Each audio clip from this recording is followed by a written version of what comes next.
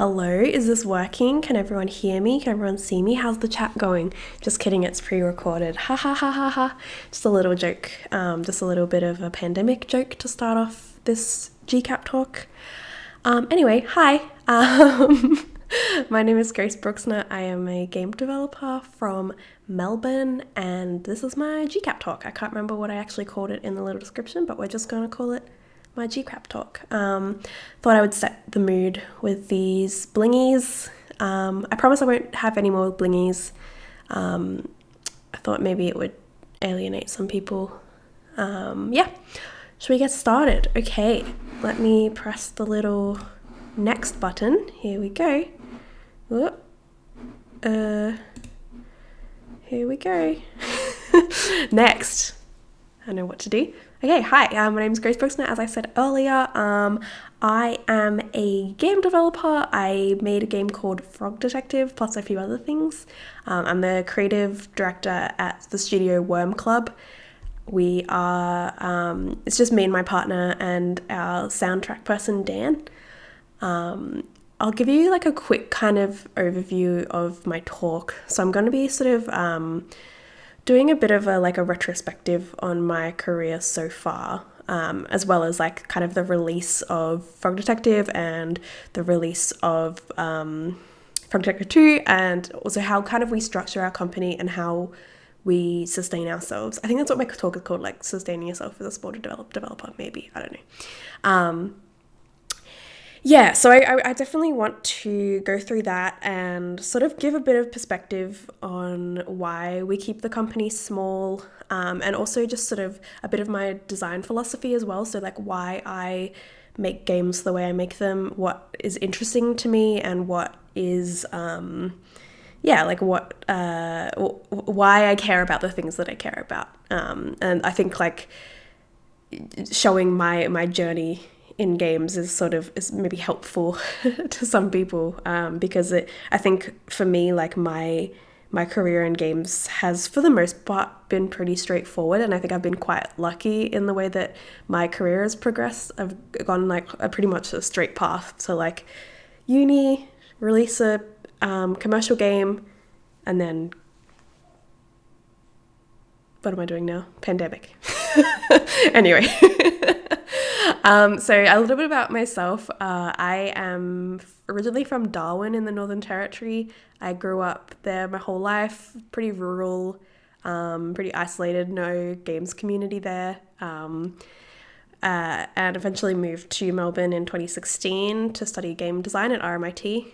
I was really hoping to get in, and I did get in, and it was great. And since then I've kind of been working really hard with the knowledge that I can't fail. Or like I felt like I couldn't fail because I couldn't go back to Darwin. I didn't know anyone in Melbourne. Like I needed to work really hard and burn myself out and do as good a job as I could. But I'm here now. Everything worked out in the end. All right, next slide. So this is sort of a picture of me when I was at RMIT.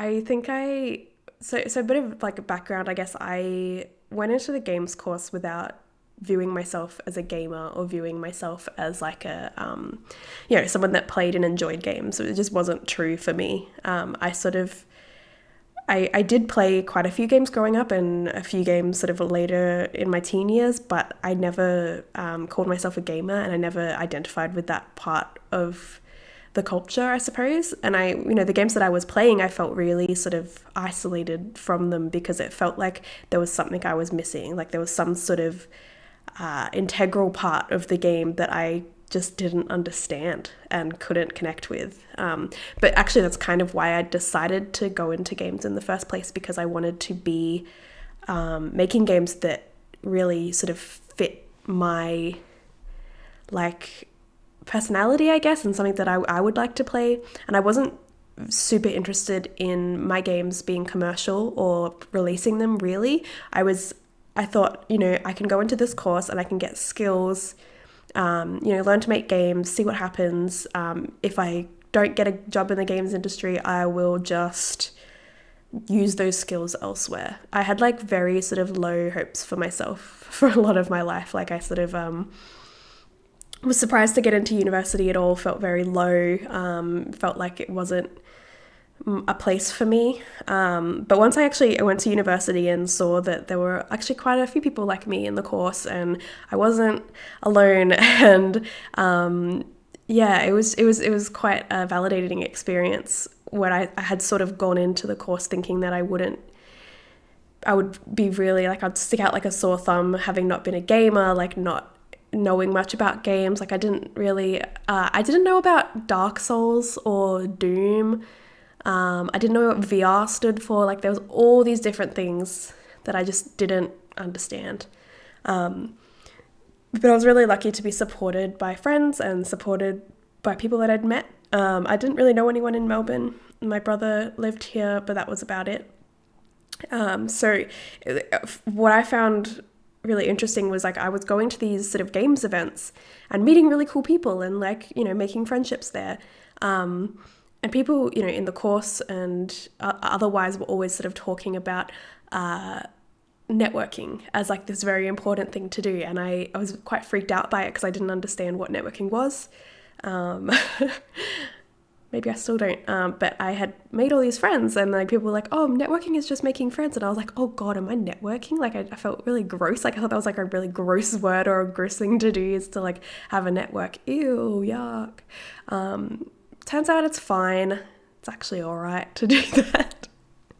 So I think for me, university was like a really sort of, I say that I really don't think that I would be in games and would understand how to make games if I hadn't been to university. But I'm not saying that as in everyone needs to go to game school and like learn how to make games, because I disagree with that pretty wholeheartedly. I think you don't need to go into games to be a game developer or to succeed.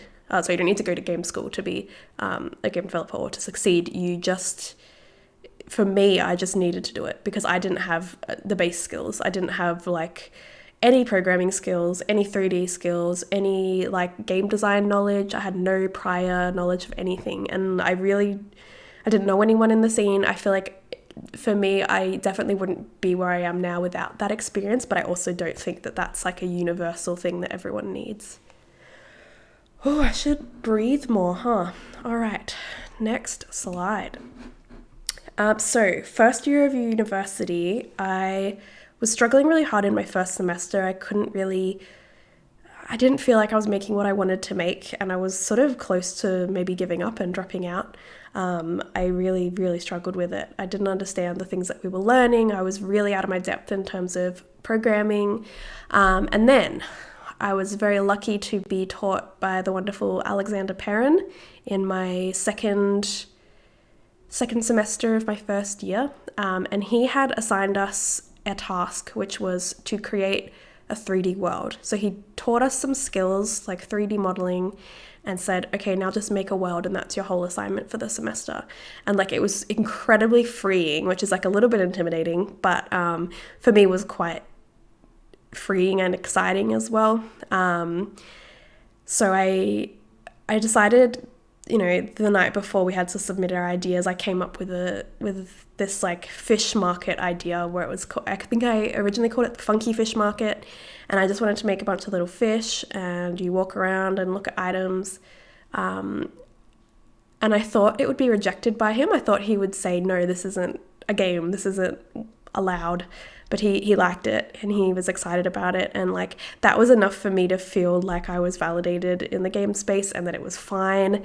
And my games, like just that little thing of one person agreeing that a silly little game about fish was good enough was huge for me. And it's not like something I'd have ever really seen before in games because I'd only really played AAA stuff. So I made this game called The Fish Market. And I think during that time, I sort of figured out that it was funny. 3D modeling was funny. I wasn't very good at it, but I really I connected with it because it was fast for me. I wasn't doing anything too fancy, so it was like quite quick to sort of pump out these models, and every single one of them I really liked. I liked using Unity and playing with the colors. I've always been very focused on color. And I spent a lot longer than the assignment required to make this game because I was just suddenly engrossed in it and I really wanted to create this amazing game. And all you did was walk around. There's just like a 3D like first person camera that you look at all the things, and that was enough for me. So I started posting photos of it on Twitter. And I remember being like, oh my God, everyone loves it so much because it got 8 likes. I was like, that's so many people. That's like all of my followers, which was true at the time. So yeah, like I think that was really encouraging. And so I decided to release it on itch.io. And I remember the first week it had 300 downloads, and like to me that was like the peak of my career. I was like, I've peaked. This is the most amazing thing that has ever happened in the world. 300 people have played my game. I couldn't believe it. I was just like absolutely blown away by it, and that was incredibly encouraging. Like just those 300 people and like people making let's plays and commenting and saying that they liked it was like mind-blowing. And it was just really, really a wonderful experience for me. So once that semester ended, I submitted the assignment, got an okay score. I decided to take the brief that Alex had given us for that class and do it all again. I was like, okay, I'm going to just take the brief that he gave us. I'm going to write a whole new brief for myself, and I'm going to spend the summer break, making a whole new game. And that's where Alien Casino came from. Because I'd learnt all these skills, so I didn't have this barrier to entry, which I had with the fish market, and I could just sort of like make whatever I wanted. So I decided to make Alien Casino, which is this game about aliens. They've visited Earth, and they want to recreate a place that they went to, which was a casino, but they only sort of do it from their memory. So they just sort of guess. And in a way, it was also me doing it from my memory because I didn't know, I hadn't really been to a casino in a very long time. So it was just sort of, the alien's memory was my memory. But I really just really went hard on the animations and like making these really strange creatures and as many as possible and giving them all names. And yeah, it was a really fun thing for me to do that. And I think like that structure of writing out what I wanted to do first and then just making it and releasing it and realizing that people liked it was again really validating. And I just started to like really build confidence that the things that I was making weren't that weird or like weren't that crazy that people wouldn't like them. So I'd finished Alien Casino, released it did super well. And by super well, I probably like just a few thousand downloads at the time. So I was like, okay, oh God, I'm like the most famous developer in the world. I really need to make the perfect third game. Oh God, oh God. So I'd finished Alien Casino. I still had time left in the summer to make another game. I just hadn't stopped. Hadn't stopped since finishing the fish market, releasing Alien Casino, and I was like, okay, immediately I'm going to make a new game.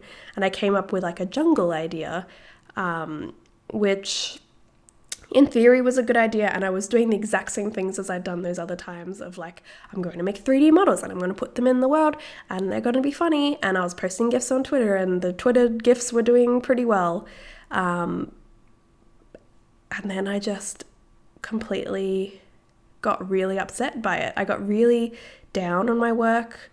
I thought that I'd peaked with Alien Casino in the fish market and nothing was going to get better, and I can't just keep making the same game over and over because I just wasn't enjoying it anymore. Like as much as I had extremely enjoyed the fish market and extremely enjoyed Alien Casino, Jungle Game was like, I don't want to do this. I don't have any sort of passion for this. And that kind of like put me into a really big slump for a while. Probably for another like few months I was in a slump. And then came Game Week, which was another course in the program. And I kind of recommend this to a lot of people that contact me outside of, people that contact me that aren't students, that are asking like, how do I get into games? Like, I don't know how to encourage myself to make something small. And I send them the syllabus that I did because Douglas Wilson made it available. So I send them the syllabus and say, you should just follow this. This is what I did. To sort of backtrack a little bit, it was It was called Game a Week, and it's pretty much what it sounds like. Every week we were given a theme, and we had to make a game on that theme in 1 week and present it at the end of the week. And the best 3 games out of 5 weeks were marked, so you kind of had a little bit less pressure to not, didn't have to be perfect every time. But I ended up making a bunch of little games, and I think some of them were actually really good. Some of them. So I started small, making stuff with Game Maker. None of those smaller ones were released. The most notable ones, I would say, were Bug Game, Bin Game, and Witch Game, which I released as 3-game pack on itch, and that did really well for me. Again, for free. So I made these games in a week each, and they had very, very simple mechanics. So Bug Game was you take photos of bugs, and then it saves them on your computer, and it also you exit the game and it comes up with the Seinfeld theme song and pictures of bugs that you took, and then it just closes the game. So a lot of things along that line. Bin Game was sort of an experiment in cutscenes and character dialogue. I was really fascinated by cutscenes for a long time. I really wanted to put cutscenes in every game because I thought that was hilarious, and it is. I was right. So Bin Game was how many cutscenes can I put in a game without just making it a movie? And I think, it was super, super interesting. I learned a lot about the tools to do that. I've also included in this slide Toad Sushi, which I think, did quite well on itch as well, but I just had this hate for this game because the theme for the week, I believe, was mini game, and you had to make something that would sort of fit well in WarioWare or whatever. So I decided to sort of make a matching game where you're sitting and it's a multiplayer, you have someone else playing with you, and you have to find the sushi on the plates before the other person does. And in its final form, yes, it works as a game, and yes, people enjoyed it and blah, blah, blah. But for me, this was a really good indication of why, the things that I didn't like about games. Speed, competitiveness, sort of limited interaction with characters, or limited interaction with a space. It felt very, to me, very stilted and uncomfortable.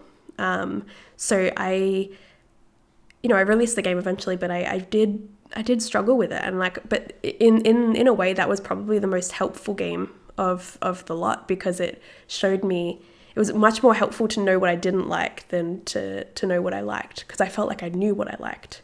And when I was doing all these games, I just sort of was learning bit by bit, okay, I don't like this, I don't like that.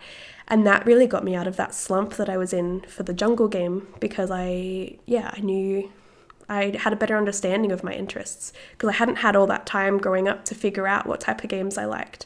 I could just make them and learn through a sort of structured way. And that was incredibly helpful. And it sort of culminated in the Journey to the Party, which was the final project in that 11 weeks or whatever it was. And that one, I think I just sort of figured out, I felt like it was a sort of a eureka moment where I figured out exactly what I like about games. And that was silliness, cutscenes, small interactions, and dance parties. So Journey to the Party, you basically, it's all in black and white, and you go down a long hallway and invite lots of spooky characters to a party, and then they all go to the party and dance for several minutes to the Beach Boys. And to me, that was peak. It was absolutely perfect. I was so happy with it. I thought it was really, really helpful to do that process. And, if I had the bandwidth, I would do it again, I think. But unfortunately, I do not have the bandwidth. We love to stay hydrated. Okay, so moving on to Frog Detective 1. I should probably move my little face, but, just pretend that's the detective's head. Here we go. This is a tangent. Here we go. That's pretty much what the detective looks like. Anyway, so, okay, sorry. All right, concentrate, Grace. I made Frog Detective 1 in my final year of university. It was really fun. I really, really enjoyed it. I had done all this like previous work to figure out what my tastes were, and I just sort of decided, okay, now I can take all these things that I like and put them into a game that could maybe be commercial and maybe I can release and like be a bit more accessible for a wider audience. And going into this process, so I was doing it at university, so I already had like a kind of strict timeline of when the game needed to be done. But I also sort of gave myself goals through the process that I wanted to reach. So the goals were make it small, make it something that I can recreate, or something that like a sort of tool system that I can keep working on if I want to make more games. Make something that is commercial or like I can sell, and something that fits with everything that I'd learned and everything that I felt was important about games. And like that, I think really sort of, built the basis for Frog Detective. It was just really, really paying attention to scope. So I got help from my partner, Tom. He wanted to do the programming. And for the most part, that game was very much directed by me, and, all the creative decisions were directed by me, like further down the line with our other games. My partner definitely has had more of a say in that sort of thing, but I just wanted to make sure that for the purposes of this game, it was just for me. And like the scope was probably the most important part of it. And Frog Detective 1 was smaller at the start than it ended up being. But because we had scoped it so small to begin with, the scope wasn't ridiculous by the time it was done. I'm really proud of the scope that we did for Frog Detective. And I guess I should sort of explain what Frog Detective is, because I suspect not everyone knows. So Frog Detective was my first commercial game that I made in 2018. It's sort of like a point and click 3D mystery like adventure thing. It's really hard to put it into a genre because it doesn't totally make sense. But we released it on Steam and Itch in 2018, end of 2018. And I had sort of done a little bit of like marketing, but I did it with the $0 budget. All of our work was in kind, and any sort of like payment was all payment after the game came out, payment from profits, which it actually turned out fine, and we did manage to pay everybody back. But yeah, this was really like, we call it an experiment because it was just a really sort of simple project that we wanted to commercialize, and we did, and everything turned out fine. So when we released it, it had adequate sales. It wasn't anything mind-blowing, and I think like there's this perception in indie games of like you have to have a game that is,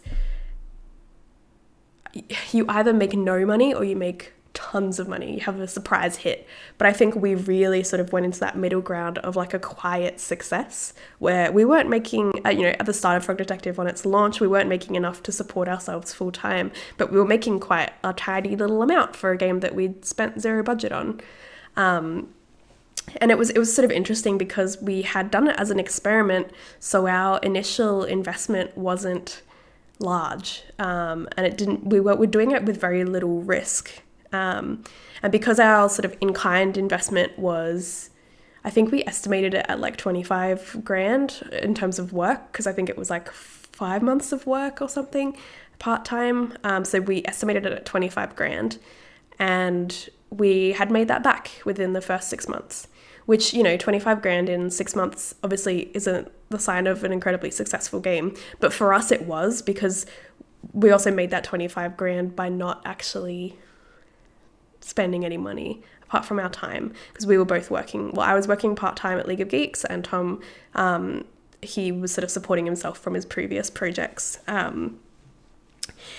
So like I talk about Frog Detective being an experiment a lot, but it really was an experiment. And releasing a small game first up really made it easy for me to sort of project what the success of future games would be and what the important parts of the marketing and releasing this game would be. And I've got like here like a few little screenshots. So the first tweet that I did releasing the game got like 2,000 likes or something, like nothing crazy. And, you know, we got a few articles. I didn't have a PR team working with me at the time. I did all the PR myself. And what I did was I reached out to a bunch of specific journalists and asked them to do a little article. And it was like an email from me. It was not sort of a press PR blast type email.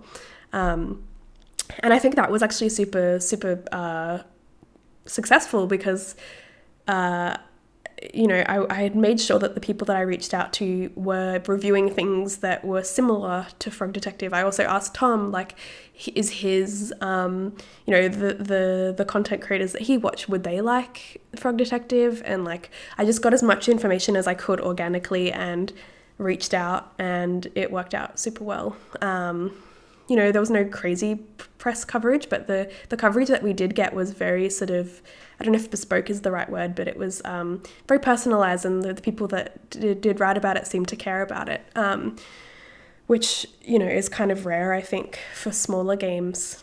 And, you know, with the release of Frog Detective, because I'd been very active online during the development, and afterwards we really started to sort of create a community, which still is really strong today. And, you know, that community was small, but it's grown a lot.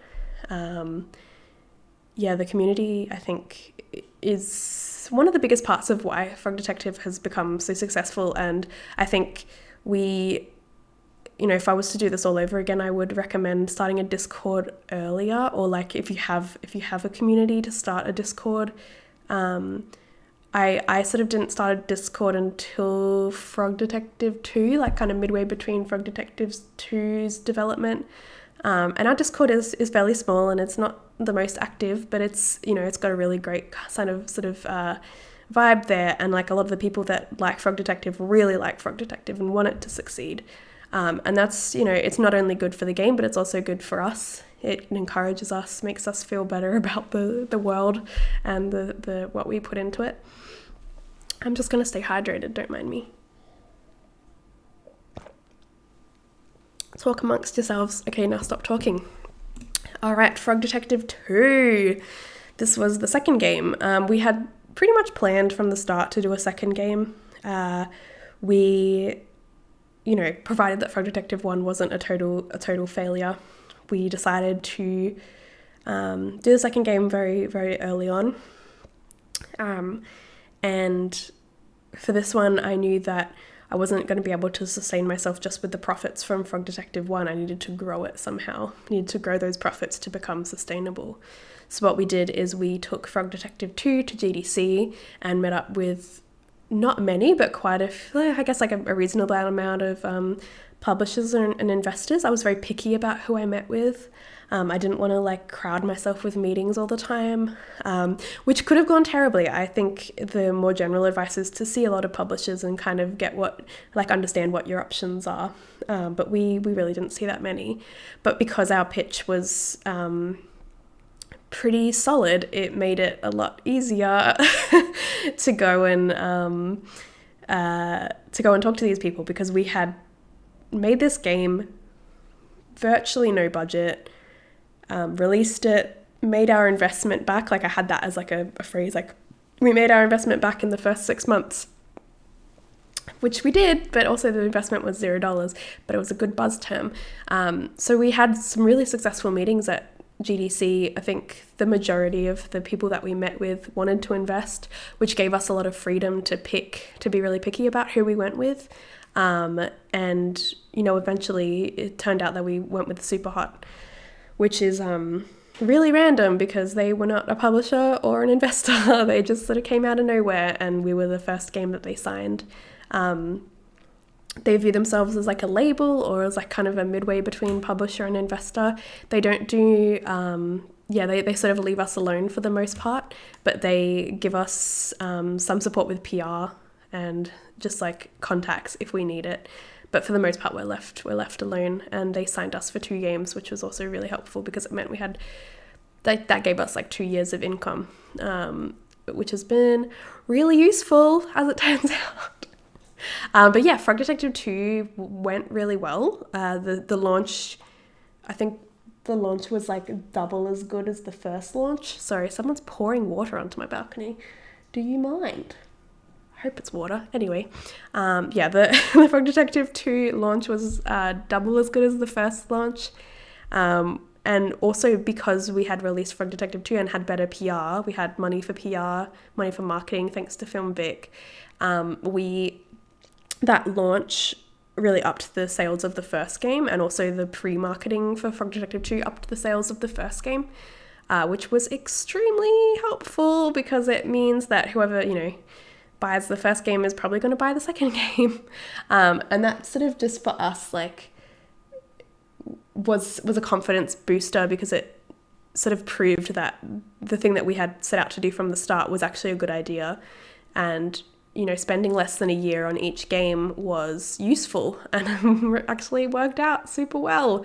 Surprise! And yeah, it's something that I talk to a few people about now in the industry, because I think a lot of people that are sort of starting to get into games will want to make one product that is the perfect product. And I think where possible, it's okay to take risks as long as those risks aren't gonna, send you broke. Lucky for us, it did not send us broke. So I'll kind of go into, I made this little gif of Frog Detective and Super Hot Guy dancing. I think it's pretty epic. But once Super Hot had given us investment, we kind of really wanted to focus on making sure that our studio was sustainable. So for the first year of development, so the first year, like Frog Detective 1, we were surviving on my part-time income and Tom's profits from his previous game, and that was sort of our income. It wasn't much. And we were working on the game part-time. And then once we had released Frog Detective 1, I quit my job and I basically survived on the Frog Detective profits until we could get the investment, any sort of investment, whether it was a publisher or an investor. It was very risky, but it worked out. And then for the rest of that year, so once we had gotten the investment, we supported ourselves through that investment money, and we put all our profits to the side to sort of save into the company for later. So now we're in year 3 is that right? Oh my gosh, so many years. We're in our 3rd year of Frog Detective development, and we're still paying ourselves with the income from the investor, so Superhot investment and also Film Vic investment. That's our wages, and we also know that this 3rd year is going to take a lot longer than the other games, so we needed extra investment from Film Victoria. Thank you, Film Victoria, I love you. So we're paying ourselves with that, and we also have our profits set aside in the company. And the reason sort of we're doing that is making sure that there is always money in the company if things go wrong. For example, a pandemic. Ooh! Yeah, so having the profits aside has been really great, because it's quite tempting to take all that profits out and just put it in your account and that's my money now. But we're conscious that the way, we're in a pretty tumultuous industry and things go wrong, and to have that money aside is quite more of a comfort than owning that money. I don't know if that makes any sense. But for us, it's we want to be sustainable, and to be sustainable, we have to be able to pay ourselves a wage as long as possible. So we're making sure that we have backup wages for when things go south. We're a little bit, we're doomsday preppers. No, I think that's just normal business stuff. Anyway, I want to talk a little bit about growth and why we're a bit adverse to growth as a concept. So one thing that I do hear a lot in the industry, and I think is quite a common thread of thought, is if your game is successful and you're in Melbourne or you're in Victoria in Australia, like what you should do is grow your company so that you're giving people more jobs and making your studio bigger and upping the scale of your games. I think that's quite a common sort of understanding of like, okay, this is what we have to do. We are a big company, hire many people. Sorry, I'm really dehydrated. Anyway. For me specifically, I'm pretty adverse to growing Worm Club and growing our company. And the biggest reason for that is we need to make sure that the risks of running Worm Club aren't bigger than the risks of... I'll start again. We want to make sure that if we are hiring people into our company, that we are not becoming responsible for paying them. I'm so articulate. I'm concerned that if we were to hire people at Worm Club, we would not be able to support them in terms of their career and support them for as long as possible. And to stay afloat and to keep our company alive, we need to pay ourselves a reasonable wage, and we need to also have money aside that we can continue to pay ourselves that wage. Because the problem that I see is if we go ahead and hire more people and make our games larger, yes, there's a chance that we would get more investment and that would work for a little while, but it's also a massive risk, and that's putting people's careers at risk, including mine, including Tom's, including anyone that we hire. It would be a too big of a risk. And I think like it's a bit irresponsible. This is just my opinion, but I think it's a bit irresponsible to create an unsustainable company in Australia if you actually want to help the industry. The smaller our company is, the longer we last. That's kind of how I view it. And our games are working at the scale that they're working at, so we can continue to make games at this scale and sustain ourselves for as long as possible. That's all I want to do. And sort of on that line as well of staying sustainable and, running a business, I'm a bit of a doomsday prepper, and I want to make sure that if things go south, if the company goes under or whatever, I'm not going to be left out in the cold. I don't think my skills are particularly rare. I don't think I have particularly rare skills that are sought after by, I'm the best 3D modeler in the world, you have to hire me, because I'm not. So for me, I had to really figure out how to diversify my skill set. And that included picking up different types of work, really focusing on biz dev, focusing on marketing. I needed to just continue to hone my skills and get experience. So what I figured out was that biz dev is a pretty commonly ignored or sort of, I don't know, I guess like people think talking about business is tacky, talking about money is tacky. But it's actually, it's kind of what's kept us alive as a company. So I wanted to make sure that my skills in that were quite high so that, if things go wrong with the company, at least I have a lot of biz dev skills that I could use at a different company, or, I have marketing skills, I have PR skills. And one of the ways that I did that was with my biz dev work, I met Peta from Landfall, pretty early on into Frog Detective, and sort of had like a business relationship with him. And eventually he sort of invited me to come and be involved in a investor company called Wings, which is a investment company that has a requirement that anyone that it invests in has diverse leadership, and it's for games as well. And my job with that was to review pitches and review budgets and play games and make sure that, and sort of decide whether they were a reasonable investment to make. And I loved it. I absolutely loved it. I sort of very much felt out of my depth, especially since I'd only sort of pitched once before I started working with Wings.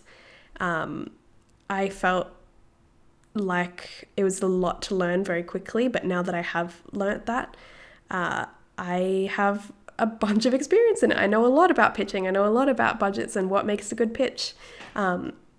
which means that, you know, if things go south, I can take those skills and move them into a different field or a different sort of area in games. And I also, you know, having done lots of marketing and merch production work, that's also something that I can sort of transfer into games. Ooh, sorry, I just need to restart this transcription thing. Boop boop boo doo doo boo doo doo doo doo doo doo doo doo doo doo doo. Okay, looks like it's all better. I apologize if you couldn't hear me. I was just saying that I needed to transfer. I need to restart the transcript thing. Anyway, so talking about wings, I think if possible, working in games, it's extremely valuable to diversify your skill set. And it doesn't really matter what that is, but the more sort of niche or desirable the skill set, the more safety you have. And, you know, my partner, he's a programmer and he has like a lot of programming skills, so he's a bit safer than I am in terms of job prospects. I think it's quite easy with indie game development, especially running your own company, is to sort of just continue to do what you know and to stay comfortable. But I really want to make sure that I'm staying uncomfortable and like really sort of changing up what I know, not only to push my games and the things that I create, but also to make it, to just look after myself if things go wrong. This sounds like very cynical, but, you know, 2020. Full disclosure, like this year has been extremely difficult, and my productivity has gone down by 1,000,000%. But because we had laid that groundwork to make a sustainable company that has backup income if necessary, it's been okay to sort of take time off and look after myself first, which I think is I'm so lucky to be in that position, to be able to pay myself to play Animal Crossing and cry. But it's sort of, you know, in a way it's a lesson of, okay, I'm doing the right thing. Making these decisions previously was correct. It was the right decision to make. And I feel really, really fortunate for that.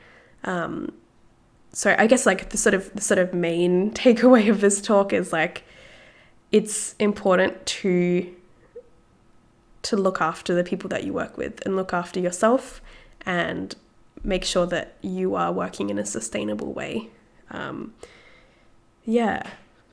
Hopefully that's not too much of a bummer, but that's pretty much my talk.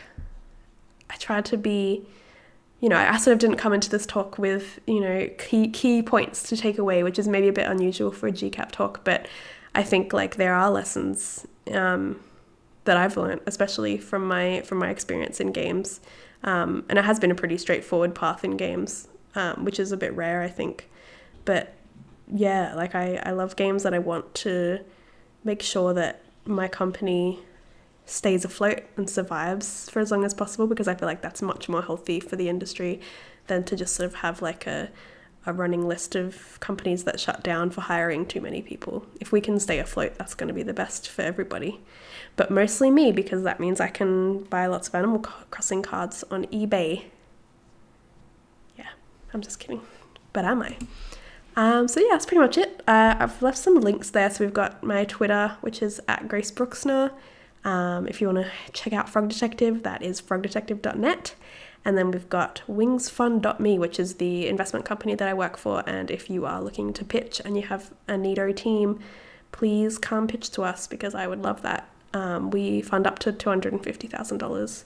Oh, no, that's not true. Yeah, $250,000 is kind of like our base, but we go up to $500,000. So please come pitch. I would love it. And that's USD as well. So Australian dollar, wow. What's going to happen there? Thank you so much for watching. I hope everyone's having an okay 2020, an okay GCAP. I will be in the comments, hopefully. Grace, are you there? Hello? if you have any questions. So thank you so much for watching. Peace. Catch you later, gamers.